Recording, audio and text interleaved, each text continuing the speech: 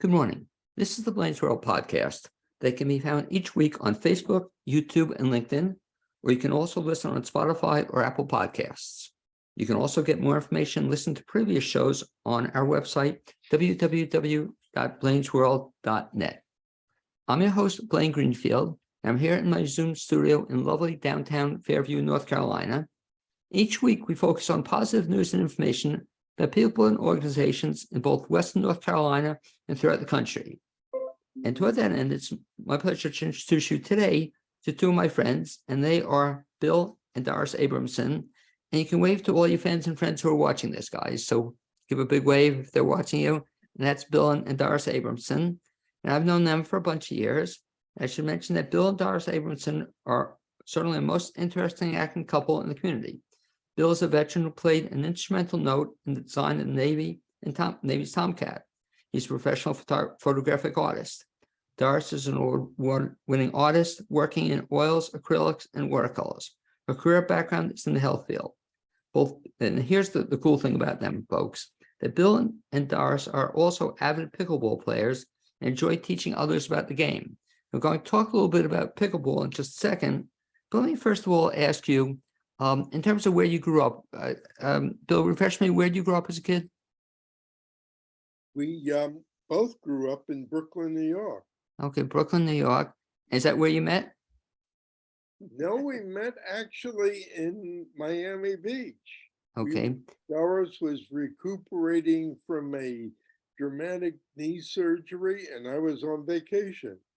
Okay. So before then, talk a little bit about the fact that when you were a kid, did you always know as a kid you wanted to be kind of this guy who does all sorts of different things, but designed the Navy's Tomcat, be a professional photographic artist? What do you want to be as a kid? Do you remember? As a kid, I wanted to be able to fly airplanes. Okay. Did you ever fly airplanes? As you folks can tell now, I am not wearing any glasses and I'm not wearing any contact lenses. But when I was a kid, I did wear glasses. And because my vision was nowhere near 20/20, they wouldn't let me anywhere near the cockpit of an airplane. So what did you then become instead? What did you become instead? Oh, well, it turned out that I was almost perfect in terms of mathematics in high school. And I wanted to become a math teacher. But folks persuaded me that financially I would be better off. They really didn't know if I became an engineer. And I tried very, very hard to be an engineer. But eventually, I turned that off and I went into mathematics and I got a degree in mathematics and I went to work for an airplane company named Grumman. Okay. And Grumman products that I worked on can be enjoyably seen on the movie Top Gun with Tom Cruise. And what does a mathematician have to do with airplanes? Right. Well, we helped design the contours, the outer contours of those airplanes because they have to be really sleek.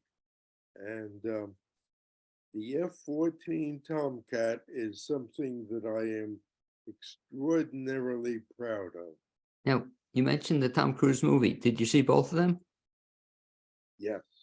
And you like them? As a matter of fact, I've only seen the new one 3 times. I saw the first one 4 times. You know, just digress. Let me see if and Doris, I assume you saw them also a bunch of times. Yeah. Just to digress a second, since you're talking about the movie, I like the movie. I like both of them, you know, surprisingly. But the thing that threw me a little bit, Bill, as I'm watching it, is that Tom Cruise in the second one is seen, if you remember, riding around all over on his motorcycle. Remember those scenes? Yeah. But if you notice, and it always bothered me when I watched it, he was never wearing a helmet. Did you notice that? Unfortunately, yes, I did. No, That's a very sensitive point with me because I used to ride, but yes, I did notice that. And it's funny because I checked, where it was, I think, filmed in Colorado, or some people said it could have been the state, but wherever it was filmed, they had requirements. You have to wear a helmet. And I just thought it was a bad example, Doris, for people that you should Yes. show, at least basic safety. I was surprised about that. Yeah, but from a photographic point of Sure. view, wearing a helmet, it could have been me instead of Cruz. He wasn't going to settle for that. Exactly. If you would allow me, there was a very, very interesting aspect in the second movie. So the F-14 Tomcat Right. is an airplane where the wings can change their sweep angle. You can sweep them forward or sweep them back. And if you remember at the end of the movie, when they're behind enemy lines, Right. they find an old F-14 and they're going to see if it flies. And they get into the plane, they get it started and all that. They have very, very little room to take off. An ordinary fighter plane could not do it. But if you noticed it, Tom Cruise pushed a button that moved the wings all the way forward. I remember that. You're right. That enabled the plane to enjoy additional lift. And that's why they were able to take off on that very, very short takeoff strip.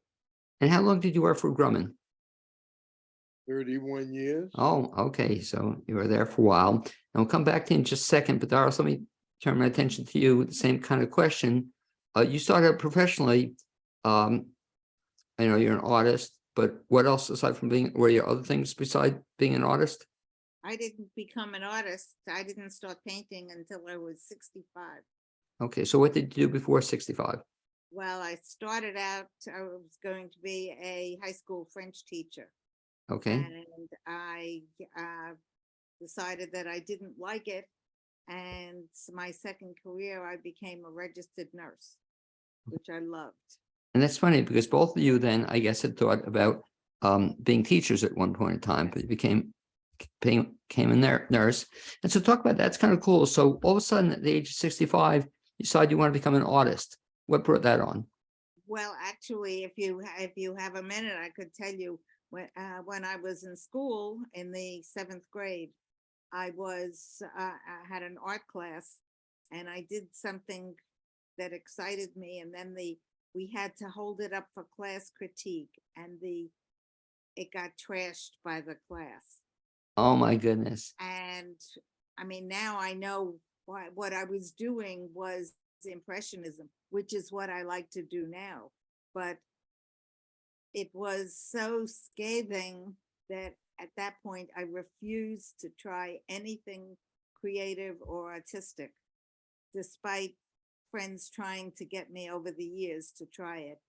And when I was 65, I had a lot of friends who were artists.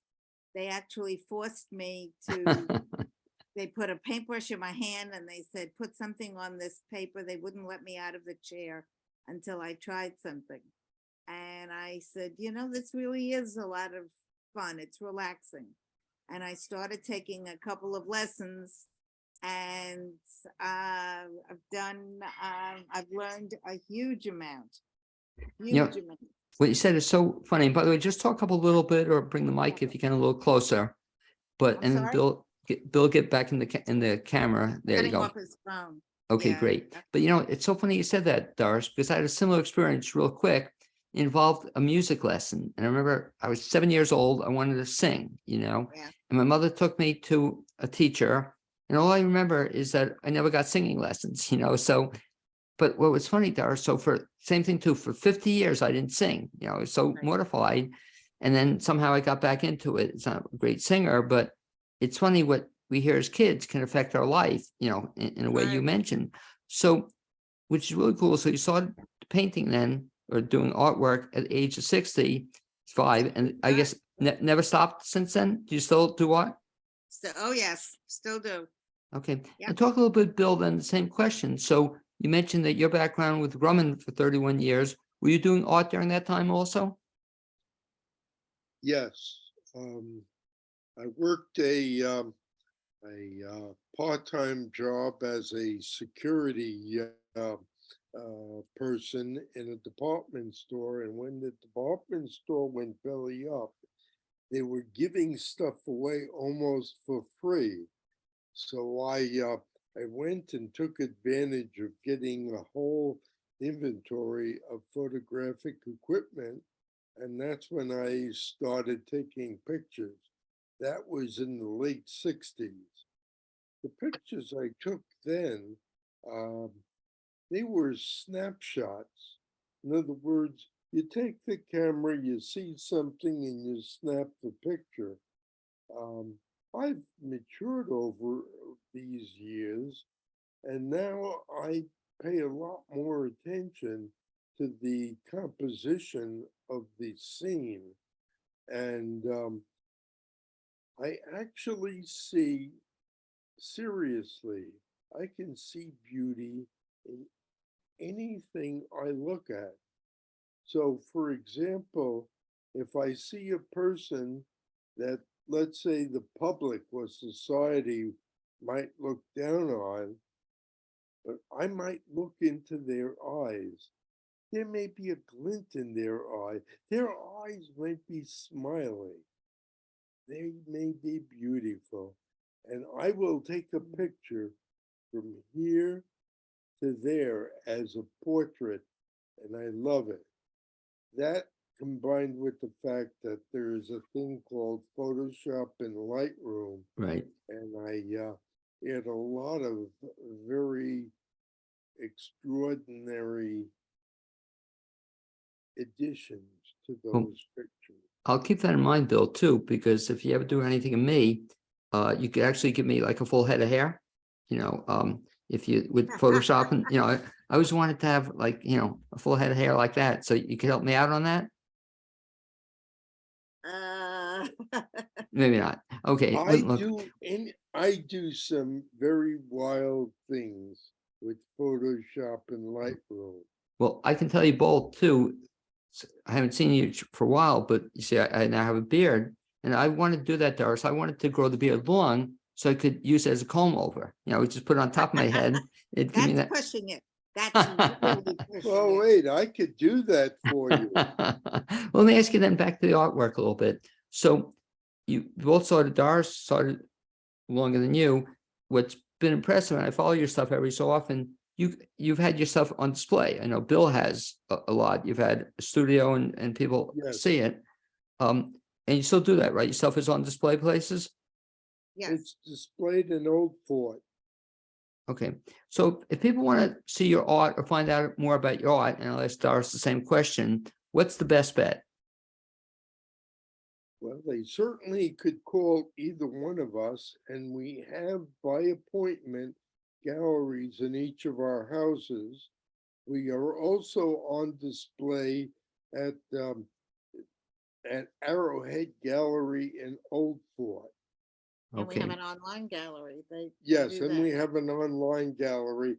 The name of our operation is the Waveland Gallery, and that's because we do pictures like landscapes, and we do pictures on the oceans and seas, above water and below water. Now, So do we you call both? our company the Waveland Gallery. I love it. Do both of you have stuff at the Waveland Gallery? It's for both of Yeah. you? Yes. Yeah. And Doris, let me ask you, is there either a website or an email address if people could get more information about that? At the Waveland Gallery? Yeah, Yeah, we have a what is it, website? the Waveland You go Gallery. to www.thewavelandgallery.com. Okay. And so they have to put the Waveland Gallery. Now, I'll tell folks, if you ever get a chance, you'll really be impressed. You'll see some of your stuff. It's really cool. So I do encourage people to take a look at that. But let's shift gears just a little bit. As we've been talking about your artwork and how you got into this, Doris, at the age of 65. But all of a sudden, what's the amazing part of your story, and when I contacted you about this part of the story, I was reading an article that all of a sudden the two of you had taken up pickleball, what, 4 years ago? Yeah, And what got you into pickleball? a friend said, come on down. I'm trying to organize some pickleball. Why don't you come down and check us out? And we did it just because of the friend. Okay. And you were telling me off the air, Doris, your story is kind of cool, that until this time, you had never been what would be considered an athlete. Is that correct? Oh, that's putting it nicely. I was the biggest klutz in the world. I was always the last one to be picked for anything, rightfully so, because I was terrible at any sport. I never learned to hit a ball with a bat, never learned how to ride a two-wheeler.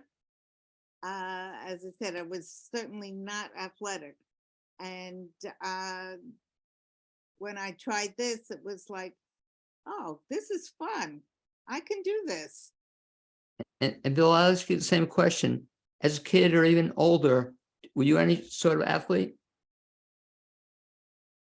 That's a tough question to answer. I played every single sport that you can think of, but I was not very good at it, but I enjoyed it. I was a pitcher in baseball, second baseman, a catcher. I even played some football. I tried playing tennis very poorly. But yes, by the way, I did do rather well in gymnastics.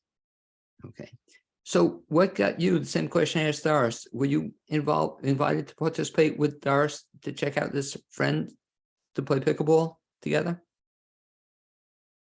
So Doris and I have been married for 58 years. Okay. And if you're familiar with the Bible, whither thou goest, there goest I. So when Doris decided she was going to try pickleball, I went with her.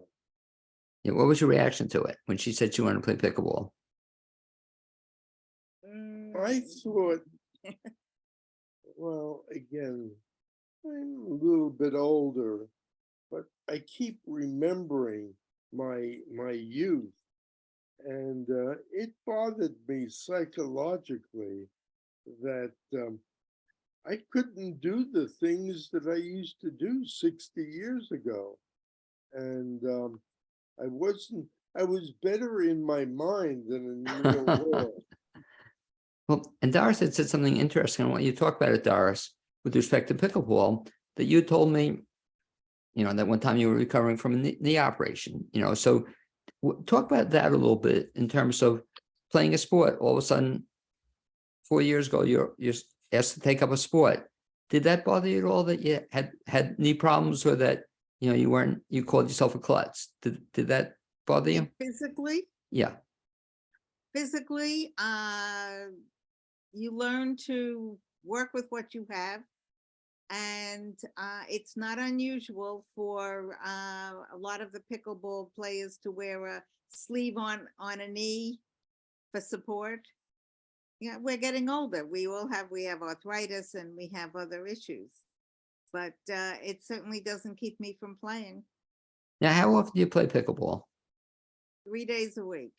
Okay. Monday, Wednesday, and Friday, and it's generally about 2.5 hours each day. Okay. And is it a good workout? Oh, it is for us. Okay. And so Bill, same question. When you're playing pickleball, do you work up a sweat? Yes, Well, I guess in Florida you would too, right? More so, yes. well, an interesting point. By the way, you're constantly on the move and you're constantly running. But when we play in North Carolina, we play on an indoor court, which is much nicer than an outdoor court, because on an outdoor court, you have to deal with wind, sun, the ball that we're playing with is a wiffle ball, so it tends to respond to wind, and the sun is really tough on your eyes. So yes, it is a matter of not only are you running almost constantly, and not only is it a strain on your eyes, but the only way to play this thing decently is you have to focus on the ball. So there is an intellectual aspect to this. You really have to think about what you're going to do. And Bill, talk about one of the controversies in pickleball, believe it or not, in the Asheville area, is the fact that, there aren't still at this point in time a lot of courts, I guess, devoted just to pickleball. I don't know. In Florida, is it different? Are there just pickleball courts in Florida, or are they tennis/pickleball courts? It seems to me, and of course that's a limited experience, seems to me all the courts that I've ever seen were converted tennis courts. Now, are some restricted exclusively for pickleball if they've been converted? Yes, if they've been, then the lines are such for pickleball. For instance, here in Florida, we had we petitioned our association to convert some of the tennis courts to pickleball courts, and you can get 2 pickleball courts from 1 tennis court. And will they be converted? They were, Oh. and they are busy. And are they now restricted just for pickleball? The ones that are lined for pickleball are just for pickleball. There were also some that are lined strictly for tennis. It's funny you say that. There was just a special on HBO, and they were interviewing a guy who ran a tennis court, tennis club. He said in 5 years, he's going to be out of business. He knows that he's going to switch over to pickleball, because that seems to be, and Javi both talk a little bit about it. That seems to be certainly the biggest growing sport that I'm familiar with. That all these people are starting to play pickleball. And people switch that can no longer play tennis because it's too strenuous, go to pickleball very successfully. Now, talk a little bit about also, and this I read in an article about the two of you, that all of a sudden you're not only playing pickleball, but you were kind of recruited or involved in now teaching pickleball to others. Is that correct? Yes. It turns out that the players that play a little bit better might play a little more aggressively, and they don't always have patience to play with a pure beginner. Doris and I, we are patient, and we're very friendly with the coordinator of the game, especially in North Carolina, in Black Mountain. And we had discussed this, and we were only too happy to play with the people that just walked in. And we introduced them to the game. We got them familiar with the rules of the game and some of the basic strategy. And they really learned rather quickly playing with us. How long does it take to learn to a point where you can play a relatively good game? How long would you say it takes? I would say that if you played based on our experience, when we played 3 times a week, those were, as I said, as Doris said, 2.5 hour sessions. Within a matter of 2 or 3 weeks, we were playing decently. Okay, so anybody can pick up the game at that rate if they want to? Yes. Yes, I think so. Now, talk about something else, Doris, you said, which I loved how you expressed it off the air. But in terms of how competitive do you have to be a pickleball player? Is this a highly competitive sport? It like any other sport. I mean, there were all levels, and the higher levels are very competitive. but at the lower levels, that's why we like working with the beginners, because it's an easier game. And I try to emphasize that this is a game and we are doing this to have fun. And at the end of every session, I ask them, did you have fun today? And when they say, oh, yes, then I'm happy. I know I've been successful. Have you ever gotten Right. anybody say they didn't have fun? Not to my face. I'm sorry, Bill, you want to say something? That's why we were in the newspaper and why we were an extremely valuable asset to the game. If you would allow me to generalize, which I don't like to do, but all people, with very few exceptions, in my opinion, all want to win. If somebody plays a game, they want to win that game no matter what. I would say, well, what are you playing for? I mean, is there a medal or money? And they said, it doesn't matter. I just want to win. And for us to play with the beginners, where winning and losing is really of no consequence, it introduces the people into the game. But to put a smile on your face, after about 2 or 3 weeks, those sheer beginners who were just barely trying to figure out how the game was working, they wanted to win. It's funny you say that, Bill, because I don't know about you or Doris, but that was one of the things I didn't love about tennis. That the thing I liked about tennis was you have a nice volley back and forth and you play for a while until you got, as you said, you get some people who are very competitive and all they want to do is slam the ball down, your throat. And it's not as much fun to me as just being a nice day going back and forth. And I guess pickleball is similar in that sense that, Yes. if you want to make the volley very short or the rally, you can do so. But I imagine it's fun to just be able to go back and forth with friends and just have a good time.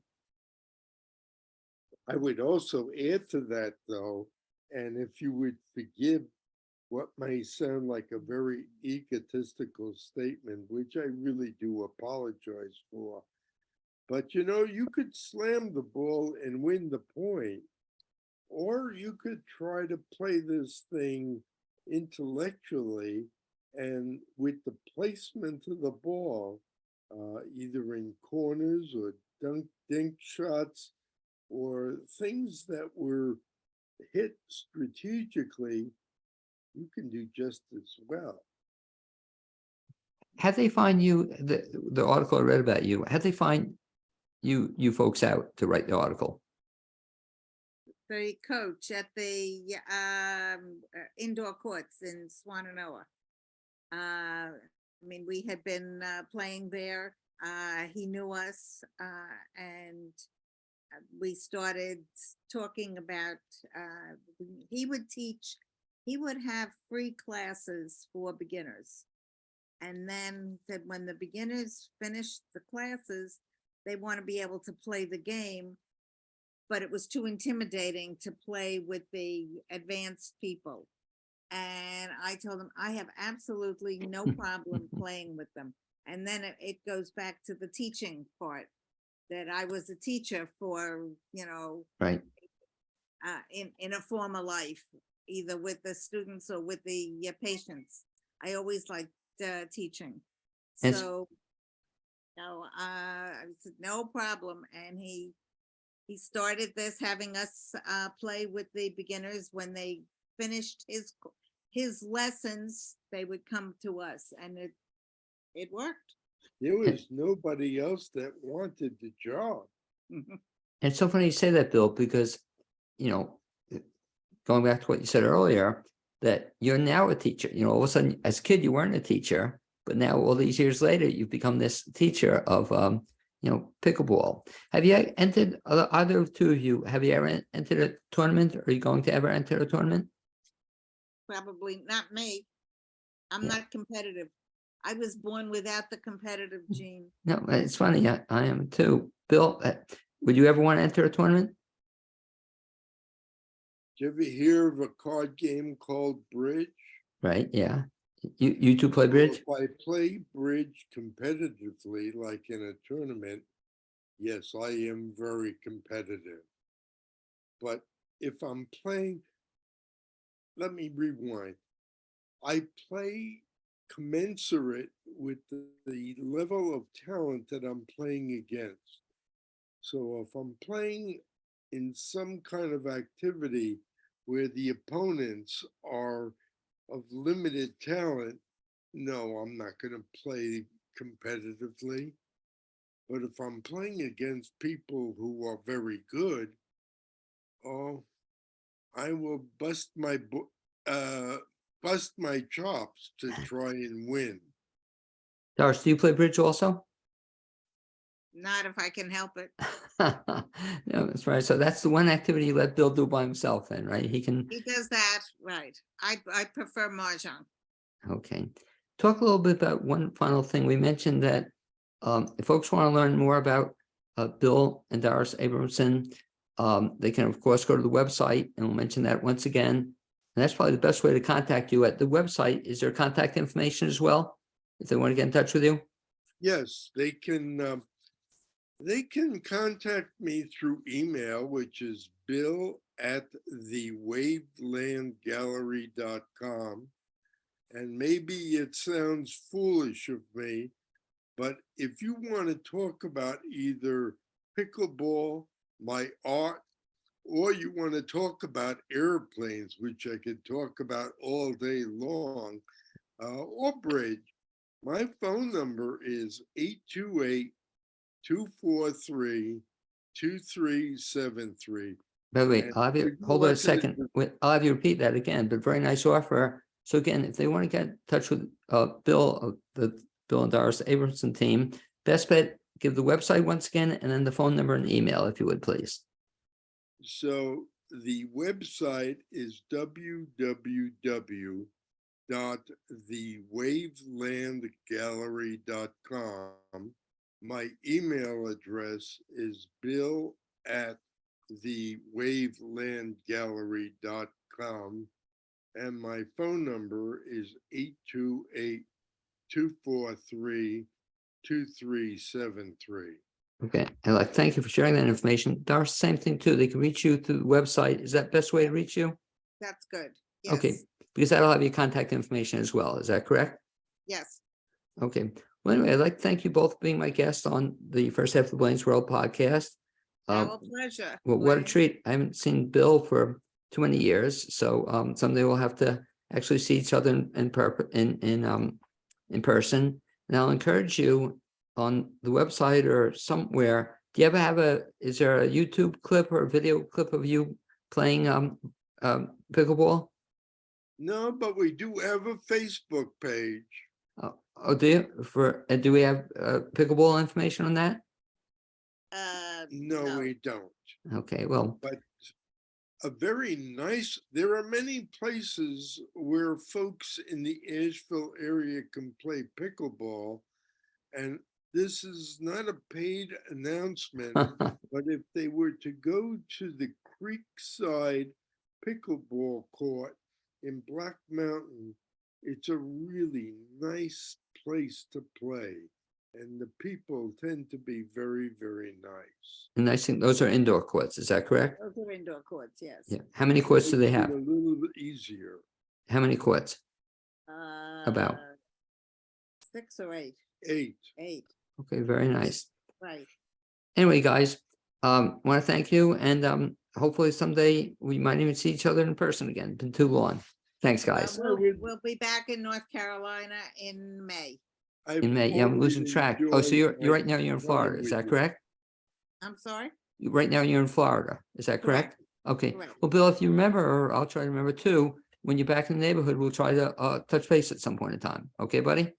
You've got a deal. Okay. Be my pleasure. Okay, Doris, good seeing you. You be well. Okay, be well. Thanks a lot. Okay, so as I kind of, I don't mean to be rude to you guys, but I want to put you, if I can figure this out, in the waiting We're room. gonna leave. There, I'm gonna leave. I want to say goodbye to you. And as I say goodbye to you, I'm going to bring in my other guest. Hopefully he'll be in soon. I think he's listening in, or I'll see if we can find him. But as my next guest comes on screen, I'd like to mention to folks that you're watching or listening to the Blaine's World podcast, and we can be found each week on Facebook. We can also be found elsewhere. I'm just trying to look my ass to unmute. We can be found on LinkedIn, YouTube, also Spotify or Apple Podcasts. You look for us and you can find us. And perfect timing, there's my good friend, Steven Shulman. And Steven, you can wave to all your friends who are watching this. So can you hear us? That's Steven. Okay. And I should mention that Steven's been a longtime friend of mine, and he's quite a friend, quite a character, as you'll see. I should mention to you that Steven was born in Los Angeles and grew up in Miami, Florida. That's where you are now. Is that correct, Steve? Steven? Miami, yeah. Okay. He was known as orphan at age 17. It resulted in a life filled with darkness of drugs, sex, and rock and roll, some combination. Fortunately, at age 35, after cheating death 4 times, Steve was able to get clean and sober, is happy and proud that he has continued his positive path. As he says, I love this line, Stephen, I went from the outhouse to the penthouse. He has many accomplishments, but one in particular is very close to his heart. He founded Animal Care Now 6 years ago, a nonprofit charity devoted to saving lives of injured and abandoned animals. And Stephen, the thing that always amazes me about you is kind of like all these various lifetimes you've led. As a kid, did you know what you wanted to be when you grew up? Did I know what I wanted to be when Yeah. I was a kid? I didn't even know I was ever a kid. Yeah, I don't remember my life as a kid until probably I was 17, because Yeah. it was so filled with drugs, and when it wasn't, I was blocked it out because of having, no structure, no parents, and nothing to look forward to. Wait, hold that thought, because off the air, I want to talk to you a little bit further about that, because I have somewhat a similar experience, but not because of drugs, but just, I know very little of my life, or remember very little of my life until maybe I was about 15. I can never understand that. So as a child, you don't remember much of your childhood. Even like, do you have pictures of you as a kid? Do you ever look at pictures as a kid? I have a few pictures of me as a kid, but they were in Los Angeles where I was born. And then, when I came here, I believe I came to Miami Beach when I was 5 to live with my grandparents in their house. And oh, by the way, I do remember something. I remember shining the balls of golfer balls, the white balls. Yeah. And, Thanks for the clarification. Yeah.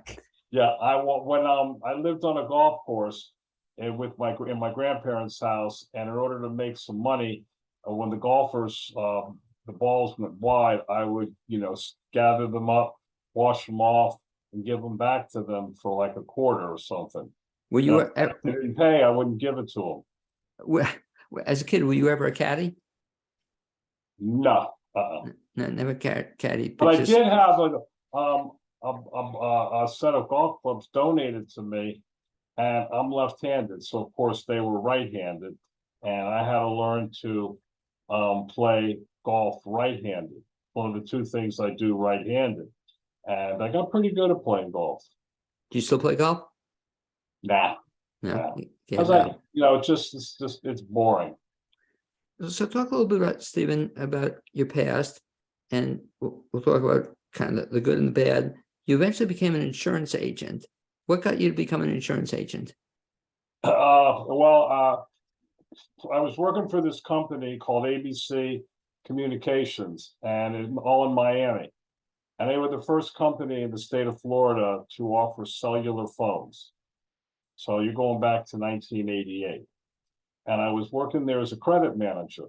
And then this woman gets hired at the company as a sales manager. And she recognized something in me that I didn't know I had. And as she said, it was charm, personality, your upbeat, attitude. And then she said to me, you're wasting your time here. If you want to do anything with your life, you know, you need to get out of here and you follow me and I'll guide you in the right career path. And of course, my mind thought, well, oh, this is great. I was having an older woman, you know, hit on me and I was going to be a kept man. It didn't work out that way, but she was an, her son was a big time insurance financial planning executive, and she had a very big insurance practice, and she taught me how to sell. And in the business of sales, strictly commission, and you use your charm, your personality, and your knowledge, and people will trust you, and people will go with you and buy from you. A lot of times they'll buy from you without even asking you what they're buying. And I found out that I had the gift of gab. So that's how I left there. And I started in insurance. You know, first I crawled, then I walked, then I ran, then I got more and more knowledgeable of the industry. And, you know, I was able to refine my ideas and help people. And I was helping people provide for them, which they didn't know that they needed, protection for financial freedom for their future. In that part of your life, were you also doing drugs? No, Or I was doing drugs. I was hardcore drug addict till September 24th, 1987. That was 22 years of hardcore drugs, sex, drugs, rock and roll. Then I went into treatment. And talk a little bit about that story, because again, when I read about it, I was just amazed about it in terms of it actually not only took you to all the things you mentioned, you wound up in prison too at one point in time. Is that correct? Yes, one of the joys of being a drug addict, you know, that wasn't anything I did. It was the fact that, you know, my drug of choice was a drug in the 70s called Quaaludes. Right. Probably the most popular drug in the world, and a great drug, but it was an abused drug. And basically what happened, you know, I needed to make money because I didn't have any money. I was paycheck to paycheck. So I started selling Quaaludes, and thousands at a time. And then one day I got a phone call from one of my buyers in St. Augustine. And he said, why don't you come up to St. Augustine for the weekend? I can't come down. You come up. I'll show you the oldest city in the country. I'll be a tour guide for you. And you can bring up the Quaaludes, blah, blah, blah, blah, blah. And anyway, it sounded good. I told my wife. She said, I want to go. No, you can't. Just in case something happens to me, I need you back in Miami. So I went up, and I had 10,000 Quaaludes at the time. And it was a setup with the St. Johns County Sheriff's Department. He had gotten busted for trafficking about less than a month, him and his wife. And in order for him Wow. to get a reduced sentence and his wife to get immunity, they had to turn in their dealer. So they set me up, and, you know, they told the sheriff's office about me. And the long and the short of it was, when I went to trial, this is a real redneck county, St. Johns County, back in, I think it was 1980. And what's a white boy, Jewish, bringing up these pills and polluting us rednecks, and, you know, and, you know, and not hippies, country boys with all these pills. So basically I ended up facing 30 years in prison for trafficking, and I got a lesser charge, convicted of possession. And that was 5 years in prison, 5 years on parole, of which I did 2 years in prison, 2 years on parole. And then I got out, and then my whole life started all over again. Almost then. I still didn't learn my lesson with drugs. How'd you get off drugs? Because in 1987, I was emaciated because my drug the last 2.5 years of my existence was crack. Crack cocaine is insidious. And I spent my entire 2.5 years up until September of 87 addicted to it. I didn't sleep. All I did was think about it, try to find it, try to scrape the carpet looking for it. And I was emaciated. And then one day, my uncle, I called Uncle, wasn't Uncle Gloria at the time, it was Uncle Butch. Him and my sister came in, busted in my door at my house and said, you know, you're sick. And we're either going to put you Baker acted, which is an involuntary confinement for the purpose of saving your life from destruction, or we're going to commit you to a mental institution unless you quit. And I thought there was nothing wrong with me. I thought I looked good, flat stomach, no, you know, looked good and everything. Anyway, they gave me an ultimatum. They said, we're either going to commit you and Baker act you, or you go in voluntarily. So I ended up, you know, finding a place, took my insurance, you know, and I went into the treatment center. But in my mind, I was going in for 30 days, Right. treatment center, and my goal was to eat as much as I could, gain as much weight as I could, so I could come out and be a functioning weekend crackhead. And I gained the weight back, but what happened was when I got clean, my entire mind, my body, my mind, my thinking, everything changed. Like I said, I went from the outhouse of life to the penthouse of prosperity, and it started when I got clean those 30 days. And then from there, I went to meetings every day, you know, AA, NA meetings every day, didn't question the reason why, just did it, followed those suggestions. And my house that I had with my wife in Miami Beach, I just quick claimed it over to her, walked out, gave it to her. The only thing I took was my little Maltese poodle, and I rented a real tiny efficiency that was, well, maybe 400 square feet. And that's where I lived for like the first year of recovery. And that's when I found this couple jobs, menial jobs. And then I found this job, you know, as a credit manager, and I thought I was a big shot because I got respect and everything. But I realized one thing: I was smart, I was intuitive, I was a quick learner. And all these years that I was just so messed up, I'm getting high. Purpose of getting high was to avoid the pain of, you know, being alone, being in self-pity, and all the other drama that goes with, you know, people doing drugs. And that's when my life started. And then the woman who introduced me to insurance was another woman who I write in my book, and I give a lot of praise to and thanks, because she came into my life and talked me into being what I didn't know I could be. And she was right. And that's where it skyrocketed. By the way, I should have asked you, so you don't have to dig it up, but I did see that picture of you when you were, you know, at the low of whatever you were at, and your weight, and you know, On the how much, beach, yeah, my you showed me, Speedos, yeah, how much did you weigh then?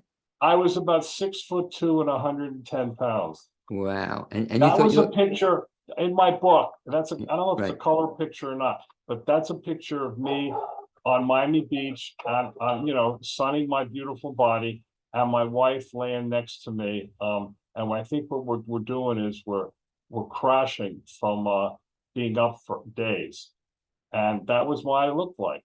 And you Those are thought a few more pictures. but you thought you looked good though, right? I thought it looked great. I mean, you know, flat stomach, a 12-pack. You know, my 12-pack was ribs. Yeah, exactly. It was all ribs. Well, yeah. Steven, I think your story becomes even more amazing when you think about it. And I'll just jump in with part of the thing that I think so impressed me with you was the fact that you then eventually got off the drugs. You then eventually were selling insurance. And I was so impressed with the fact, some of the things you did selling insurance, but especially I think most was the fact that you actually got back the right to vote. And why don't you just talk a little bit about that? Because that so impressed me when you told that story. Here you were convicted, you know, you had a conviction, and at the time, convicted folks weren't allowed to vote. Is that correct? Correct. Still is. Yeah. Regardless of what you hear, Florida is a real messed up state. Let's just politically wise. I don't know if you can use profanity, but basically, yeah. Rick Scott, our former governor, you know, he should be locked up in prison for 200 years for his dirty deeds. And then, of course, our current Governor, DeSantis. But that being said, yes, what happened was when I got out of prison, I was a convicted felon. And I realized that in order to be something or to do something, I had to change everything. And how do I change it? By perseverance. So what I did was I found the rules. I got a copy. I got a form from the governor's office. You know, restoration of civil rights. What do you got to do? And I filled it out. I got my letters of recommendation. Followed everything, and pretty much it was easy. It was no mystery why you couldn't do it. You know, I fulfilled all the requirements. I was off parole. I was a functioning member of society with a job, and they gave me my right to vote. They gave me my right to vote. They gave me my right to do everything that a regular person can do, a non-felon, except the right to bear arms. That's a specialized request. And living in Miami, I don't want my rights. I don't want to have the legal right to have a firearm. It's better for me not to have it. And it's been really good. So I got my rights. I was able to vote. I voted, whole public office, you know, everything. Because even that, I was so impressed when you told me you're going through the process.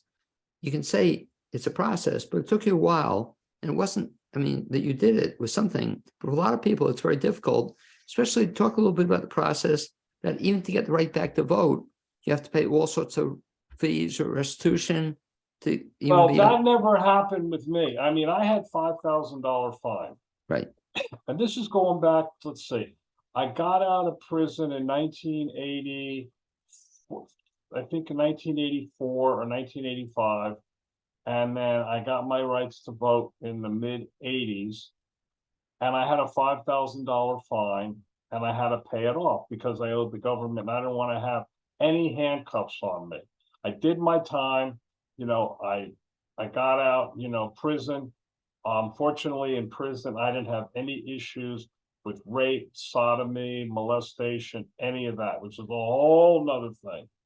You know, that's a whole nother world I learned to be able to manipulate and adapt to. But the money aspect of the fines wasn't a problem. I paid it. I mean, I actually had to work and pay it off, and that was it. What they're doing now is some kind of manipulative political process to keep people that are convicted felons from voting. And without getting political, it's because if you keep the inmates as inmates and you keep them from voting, you basically purge the voter rolls in favor of Republicans because inmates generally vote Democrat. So by the inmates not being able to get on or not, you know, or not being able to get their rights back, they can't vote. It's the way of manipulating the voter rolls that, you know, favor Republicans and not Democrats. And that's a whole nother issue that I can talk about. Matter of fact, there's a PSA that I wrote. I mean, I videotaped. It's on my website. And I blast Rick Scott as one of the most devious, corrupt pieces of garbage that's in government for starting this whole thing. Because let me stop you a second, Stephen. Yeah. Can you tell me how you really feel about the guy? No, I can feel that the guy bought himself yeah. with his corruption and his bilking of the Medicare system. He is the biggest Medicare fraudster ever. And he bought his way out, and that's how he was able to get where he is. And he's the one that started this with inmates not to vote. Stephen, let me jump in because you alluded to it already. So in terms of some of the stuff we're talking about, you mentioned a website. Can you give the website? Pardon me? Can you give your website? The website is www.myunclegloria.com. Okay, and if they go there, I'll just repeat that once again, www. www.myunclegloria.com. Now, we're going to encourage folks to check out the website for lots of reasons, but one of the first things that I'll ask you, because it's a perfect segue into what I'm going to ask you, that's kind of an unusual name for a website when you think about it, myunclegloria.com. How come it's not Steven Shulman or whatever? What's the story behind My Uncle Gloria? Well, as I mentioned to you, my uncle and my sister, my uncle Butch was his name, Butch, was my mother's brother, and my sister, and the two of them conspired to get me into a treatment center or get me into a mental institution. And my uncle, I hated him. I hated him and wanted him to die for so many years because he was the only male role model that I had in my life. I never knew my father, never knew. I didn't even know I had a father. And I asked him to please help me and guide me, and he was never there. Basically abandoned me, rejected me. So I hated him, and he comes along in my life and tries to be a hero by saving me from dying of drugs. But he really didn't do it. All he was there for was to assist my sister to get me into rehab. Anyway, so I never really liked him, and he was just out of my life forever. And then one day, this is after I'm clean, and my life is going good. I think it was 1997, 1998. My life is good. I have a career. I have a wonderful woman in my life. God has been good. I have everything imaginable. My recovery is perfect. And I get a phone call from my sister out of the blue, telling me that our uncle is dead. And I was like ecstatic. I said, great, he's dead. When's the reading of the will? Maybe the bastard will have left me his classic car collection, because he owned auto junkyards, and he was the king of auto junkyards in South Florida. And I thought he had all these beautiful classic cars, and I thought he would leave them to me as a gesture of redemption. And she said, no, he didn't leave you anything, and no, he's not dead. And I didn't understand it. And then when I tried to talk to her, and at the same time, I was on my way out for a date with my beautiful girlfriend, and my mind was on her, not on my uncle. She tried to explain it to me, and I just said, forget it. And that's when the whole issue of My Uncle Gloria started. The seed was planted. She said, no, you need to come over, and I need to tell you what happened to Uncle Butch. He's not dead metaphorically. But we have an Aunt Gloria. And I had no idea what she was talking about. Couldn't put it together. And that's basically the beginning. So you discovered that how many years ago was that again? Excuse me? How many years ago was that? I would say probably 1998, 1997, 1999. So all of a sudden in the late 1990s, you discover that your Butch was no longer Butch, but he became, I guess, Gloria. Is that by choice? Yeah, his choice completely. So what was your reaction to that when you found out? Well, once I realized that it wasn't a joke, I was disgusted. I was repulsed. I was just, I like, just imagine if you woke up one day, this is what happened, reality. You woke up one day and said to me, hey, Steven, you know what? I love women so much that I think I'm going to become a woman. So I'm going to go out today and I'm going to get my penis cut off, my balls cut off, and I'm going to become a full-time woman. And this was a masculine heterosexual man. And this was also when nobody was doing that. This is nobody. not Very, very rare right. people around the world. It was not an everyday occurrence, like especially at age 66. Right. He was 66 years old.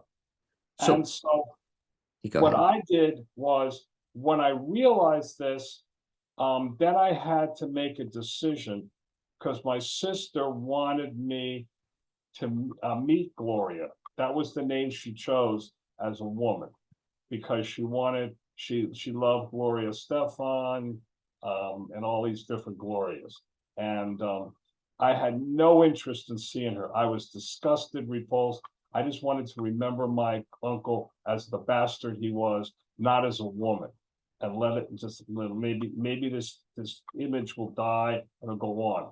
But at the time, the woman that I was dating, she kept prodding me to go. So the deal was, my sister arranged, well, my Gloria arranged for me, begged my sister to tell me to come meet her at a church. And I thought, wait, a church? So not only did she have a sex change, but she had a religion change. Now she's Jewish, and now she's not Jewish. She's Christian, Catholic. And no, it's where they held 12-step meetings. She Okay. was facilitating a meeting for helping other people who had sexual identity disorders, because Gloria was this macho person, or butch, who always wanted to run the show, kind of like me in a way. So unfortunately, I didn't want to go. And then my friend Valerie, back in the late 90s, she agreed to go with me. She said, I'll hold your hand and I'll be there as your support. And, you need to reconnect with family, because you have very few family members. And she gave me the Jewish guilt about, life is short, and don't judge until don't judge by what you don't know. And plus, she has six sisters, so she knows about craziness. And I didn't want to go. I didn't want to go, and I didn't want to go. And finally, my sister, who just can nag me shit out of me continually, she says, you got to go. You got to meet Gloria. So finally, my curiosity got to me. And that's when a light bulb went off in my head. In my mind, I figured, well, maybe I can make this an entrepreneurial business venture. In the event that things go good, I might want to write a book about her, him, put it in the biography section of Barnes and Nobles, make $1 million in sales, and that would be my way of getting money from my uncle that he never gave us as children, which we deserved, which would have made our lives better. Talk a little bit about that, Steven, because again, I think that's kind of maybe when I first met you. We'd become friends. Yeah. And then you were telling me you were working on this writing project, but that was like about 10 years later, right? You didn't begin it, you may have begun it in the late 90s, but I met you, I guess, around the early 2000s. Yeah, something around then. And you told me you were then starting to write this book. How is that project for you, in that you had never written before? Is that correct? No, nothing. So what was it like writing a book? I didn't have any idea how to do it. But what I did was, I figured, well, common sense. Why don't first thing I did was, once I met Gloria, and once I went to the church, and I did meet her that night. And that's a whole nother scene about what happened that's in the book. It's kind of a good story, but at the time it wasn't. And so once I met her, she invited us to have like snacks or whatever with her friends. And I started listening to her talk with her transgender friends. And then I started feeling a little, like a little easy. And I was saying, okay. And Valerie was there, and she was tampering down my anxiety. And so I went, I did it. I met some people, and I said, thank you very much. We'll get together. Never wanted to call her again.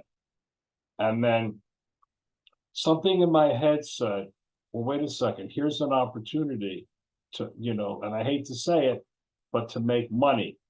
And I said, well, write the book. How do I write the book? I don't know. But the first thing I got to do is ask Gloria or Butch, is it okay? And if she says yes, then that's the first step.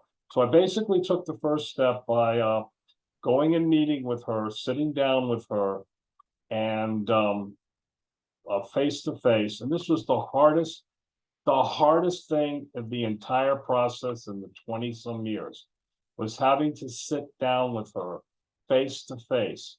Because she asked one thing, she said, I'll give you everything. I'll sign over the rights to my life story. I'll give you a contract. You have 100% rights to do whatever you want. Tell my story. I don't want anything except one thing. And she says, I want to know why you hate me so much. Why have you hated me and wished I died?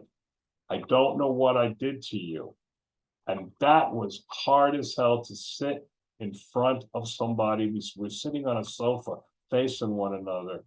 And I remember that tears were going down my face because I was confronting the man I hated the most, the man who I blamed for my life's everything bad I did, for the drug use, for, everything that I did bad. He could have been there to help me and guide me as a role model, and he wasn't, and I hated him, and I'm confronting him. And how do I confront him, and tell him? But I did, and I was crying mercilessly. And then I asked him like 2-3 questions, which is all I wanted to know. And every question I asked him, he had a very logical, simple explanation. And I said, oh, is that it? He says, yeah. And I said, so if I would have asked you this question 20, 30 years ago, I would have avoided all this heartache, all this aggravation, all this drug addiction, all the sex, drugs, and rock and roll, and had a good life, had a relationship with you, but because I didn't bother to find out and I assumed. And he says, yes, Stephen, you assume. And when you assume, you know what that means. I said, yes. And that was it. So we hugged, we cried, and then we started the journey. And then I started interviewing her. I took audio tapes and I spent hours and hours going over her life as Butch, as Gloria. Why did she do it? Why did she want to do it? Why, what was the thing? And I had all these audio tapes. And then I started playing them back and listening. And then I sort of kind of cherry picked certain words and certain thoughts, kind of wrote it down on a piece of paper, sort of an outline. And then that's how little by little, I put it together. How long did the book take you to write, to finish? It would have taken me about a year or two, but I kept putting it down because it wasn't a priority. And I had a very big insurance practice, a very big one. I was doing very well financially. And But- that was a luxury. So By I'd the way, say do 10, you have the 15 book? Do you have the years. book? Do you have the book in front? Do you have the book handy? I should have brought up my copy. Yeah. Okay, great. But just hold it up a little higher so you can see the title. But great title. I love it. My Uncle Gloria. Just when I heard the title and what it say, a memoir underneath it. Great title. And is that Gloria? That's Gloria on the cover? Huh? That's Gloria on the cover? Yes. Yes. Yeah. Half of her.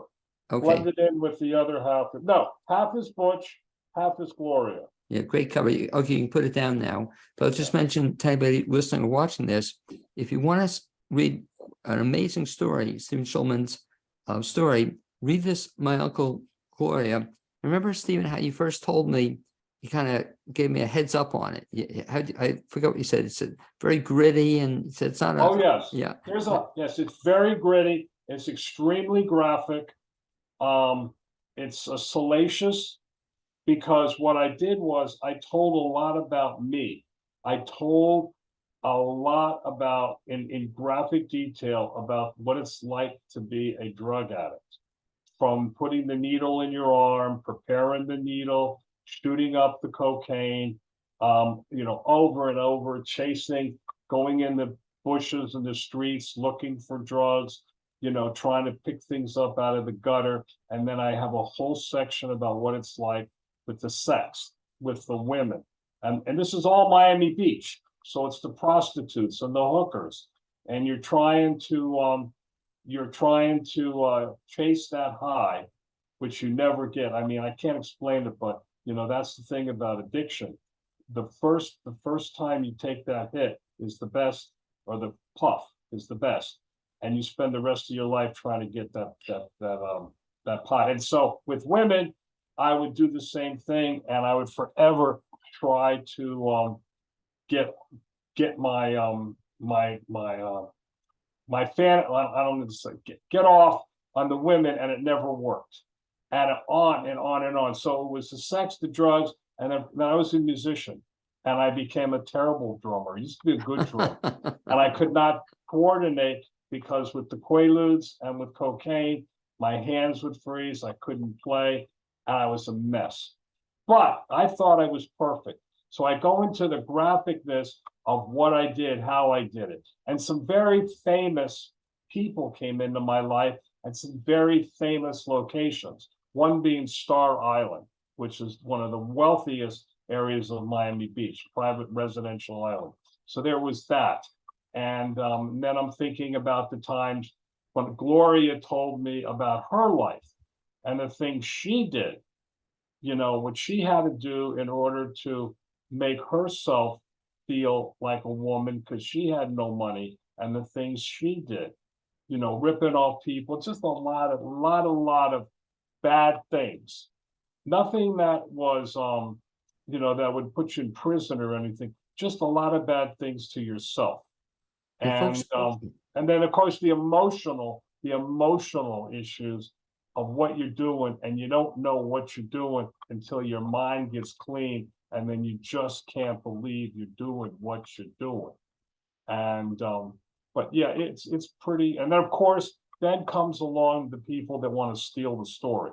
Then comes along the Hollywood A-listers, the producers, the directors. They love the story, they love the idea, they wanted to buy it, they want to make a movie, TV series, the whole thing. And you might remember about the movie that was made, the documentary film, and the producer that came into my life and flashing her Emmy Awards and saying, look, if you just sign over the rights to me, I can make her a celebrity. And that's when the greed, and that's when the Hollywood slime, at the worst got to me, because everybody wanted to own the story because it's fresh. By the way, So Steven, a lot of things. I should mention two things. One is, so folks want to get a hold of this book, first of all, and I recommend it strongly, UNCLE GLORIA. Best bet to get a copy is what? Amazon. You can go to my website and you can click on it, and you can, pay, I don't think it's $20. And then, it comes to me and I can mail it out to you.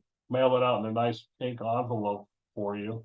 I'll sign it if you want, Autograph You copy. can go to Amazon. You can go to the various Amazons for the what do you call it? The audio. Oh, by the way, there's an audio book that I'm uploading. Should be ready to listen to it the next week or so. But there's a Kindle version available too. Very cool. And audio book we should mention is the narration is by a good friend of ours, Tom Gallagher, I understand, did the narration. Yes. Okay. Did a phenomenal job, Tom Gallagher. So you have a couple of different options Steven has mentioned. You can audio, Kindle, you can buy the book itself. You're in for a treat. And let's talk a little bit about two other things, Steven, you're involved in. And I can't believe all the different things you're involved in. But another thing that impressed me with Steven Shulman is that in the middle of kind of all this, you started sort of a nonprofit organization. And talk a little bit about that. Well, the one thing I realized about life is that once I got clean, that the people I identify the most with, have the most compassion with, are four-legged people, dogs. And I still do. I love them. I do anything I can. I raise money. I donate money. I help injured and sick animals in any way I can. So I started thinking in my entrepreneurial mind, well, let me start a charity, but something different. Not, I'm gonna have an sanctuary or a kennel and store dogs, none of that stuff. So I came up with a novel idea. It's basically I created a virtual bank of money, and it's very simple. I take money in, people donate to me, I'm a nonprofit. And I'm able to take unlimited funds now because I'm more than 6 years in business. So you can get your tax write-off by donating it to me. And then what we do is we hold the money and then we solicit people who need help. Injured animals, sick animals, we help with natural disasters or where money is needed to make things happen to save animals' lives. Regardless of where it is, we're there. All they got to do is prove to us that it's legitimate. And we have a very strict like underwriting policy of wanting money. We'll either grant you, we'll loan you, or we'll give you money, whether it's for vet bills, transportation, whatever, to get the animals, help basically to help injured and sick animals in distress. So the reality is we don't have an overhead. We're a bank. We take money in and we give it out. The one other good thing that I want to share with whomever's listening for the future is that if people want to see where their money goes, they can see our bank account through a read only.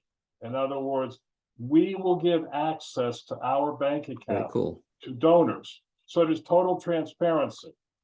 That's it. Stephen, talk again. The name of this nonprofit is what? It's animalcarenow.org.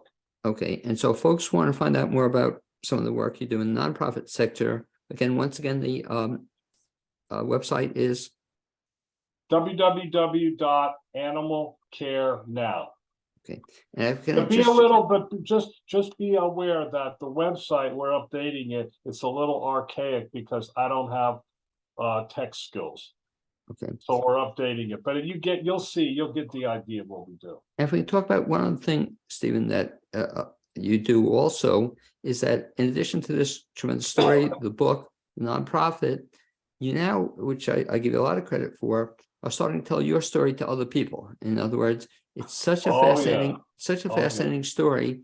And I know you're starting to do more and more of this. Talk a little bit about what you do in terms of sharing your story with others.